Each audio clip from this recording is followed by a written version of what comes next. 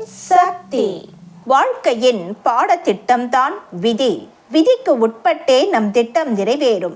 விதிக்கு உட்படாத நம் திட்டம் நிறைவேறாது. அன்னையின் அருள் வாக்கு. பாத பூஜை செய்த ஒரு பக்தரை பார்த்து, நீ ஏகாதசி விரதம் இருப்பதுண்டா என்று அம்மா கேட்டார்களாம்.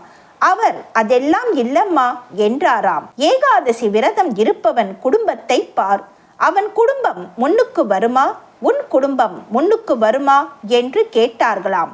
பழம்பிறவிகளில் சேர்த்து கொண்ட பாவங்களையும் இந்த பிறப்பில் சேர்த்து கொண்ட பாவங்களையும் கரைத்து கொள்ள நம் முன்னோர்கள் விசேஷமான நாட்களில் தங்களின் இஷ்ட தெய்வத்தை வேண்டிக் கொண்டு உண்ணாவிரதமும் மௌன விரதமும் இருப்பார்கள்.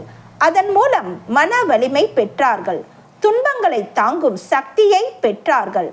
விரதங்கள் என்பன நமக்கு நாமே விதித்துக் கொள்ளும் சுய கட்டுப்பாடு. ஏகாதசி அன்று சாப்பிடும் உணவு கிரக நிலைக்கு ஏற்ப நஞ்சாக மாறுகிறது. அதனால் தான் நமது முன்னோர்கள் அன்று உண்ணாவிரதம் இருக்கும்படி சொன்னார்கள். விரதம் என்பது உலக சுகங்களிலிருந்து விலகி உணர்ச்சிகளை கட்டுப்படுத்துவது. அற்பமான விஷயங்களுக்கெல்லாம் சிலர் தற்கொலை செய்து கொள்கிறார்கள். துன்பங்களை தாங்கும் சக்தியை இத்தகைய விரதங்கள் கொடுக்கும். பாவமும் கரையும், வயிறும் சுத்தமாகும், உடம்பிலுள்ள கெட்ட நீரும் வெளியேறும். கேதார கௌரி விரதம் மேற்கொண்டு வந்ததால் உன் கணவனை இதய நோயிலிருந்து காப்பாற்றி கொடுத்தேன் என்று ஒரு ஆசிரியருக்கு அம்மா அருள் வாக்கில் சொன்னார்களாம். அன்னை ஆதிபராசக்திக்கு உகந்த நாட்களான ஆடிப்பூரம், நவராத்திரி, தைப்பூசம், சித்திரை பௌர்ணமி போன்ற இந்த நாட்களில் அவரவர் வசதிப்படி அம்மாவை நெஞ்சில் நிறுத்தி விரதம் இருங்கள். அது உங்களுக்கு பிராயச்சித்தமாக அமையுமே. வாழ்வில் அம்மா தந்த நல் வரங்களில் விரதமும் ஒன்று என்பதை அறிந்து பயன் பெறுவோமே. நல்லதையே நினைத்து நல்லதையே செய்தால் அதுதான் ஆன்மீகம் என்பது அன்னையின் அருள் வாக்கு. அந்த நல்லதை நினைக்கவும் பேசவும் செயல்படுத்தவும் உலக வாழ்வில்தான் எத்தனை தடைகள், இடையூறுகள். அனுபவ ரீதியாக நாம் இவற்றையெல்லாம் உணரும் வாய்ப்பையும் அத்தகைய தடைகளிலிருந்து மீண்டும் அன்னையின் அவதார காலத்தில் அவளின் அருள் மொழிகளை பின்பற்றி பழுதில்லாமல் வாழவும் பல்வேறு வழிமுறைகளை நமக்கு கருணையோடு அமைத்து தந்திருப்பதை நினைக்கும் பொழுதெல்லாம் வியப்பே மேலிடுகிறது. அம்மா என்று அழைக்கும் அந்த ஒரு குரலுக்கு ஓடோடி வந்து அருள் செய்யும் அற்புதத்தை ஒவ்வொரு நாளும் கண்டும் கேட்டும் மகிழும் ஆன்மீக அனுபவங்கள் ஏராளம். தெய்வத்தின் அவதார காலத்தில் அதுவும் பெருந்தெய்வமே குருவாக வந்து நாள்தோறும் நம் முன்னே நடமாடி பேசி நம் இன்ப துன்பங்களில் தானும் ஒரு உறவாய் பங்கெடுத்து பரிவு காட்டி பாசம் ஊட்டி, அம்மா நான் இருக்கிறேன், எதற்கு கவலை, ஏன் இந்த குழப்பம், கண்ணீர் வேண்டாம் என்று அவள் தன்னை முன்னிலைப்படுத்தி நம்மை தேற்றிவிடும் ஆன்ம சுகத்தையும் ஆன்மீக உறவையும் வேறு யார் தர முடியும்? வேறு எங்கு நாம் பெற முடியும்? செவ்வாடை முடித்திய ஒவ்வொருவரின் பாசத்திற்கும் பக்திக்கும் பின்னால் ஒரு ஆன்மீக அனுபவத்தை உருவாக்கி தந்திருக்கும் தாயுள்ளம் தாங்கி வந்துள்ளவரே நம் குரு தெய்வம் பங்காரு அம்மா அவர்கள்.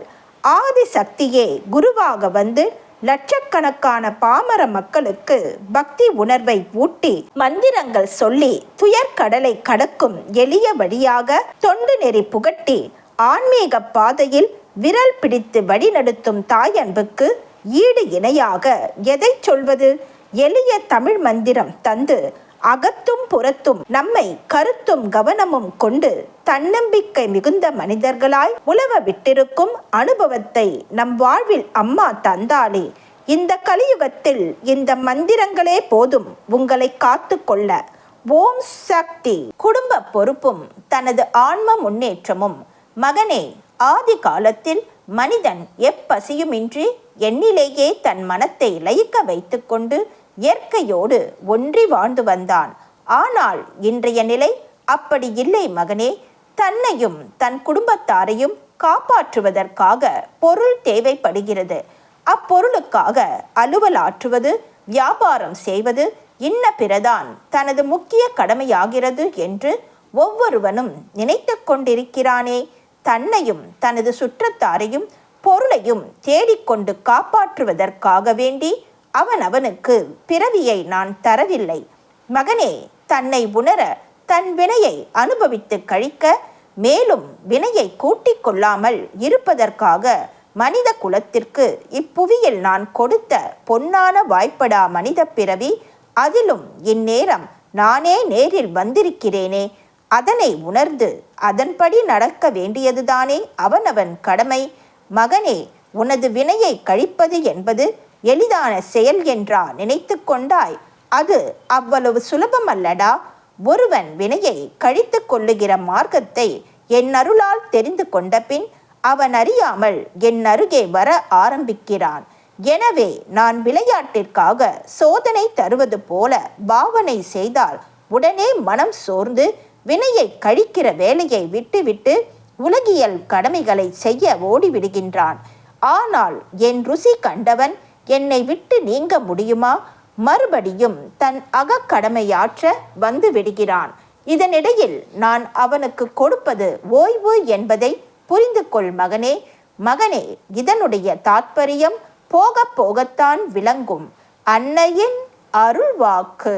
Please share and subscribe. ஓம் சக்தி.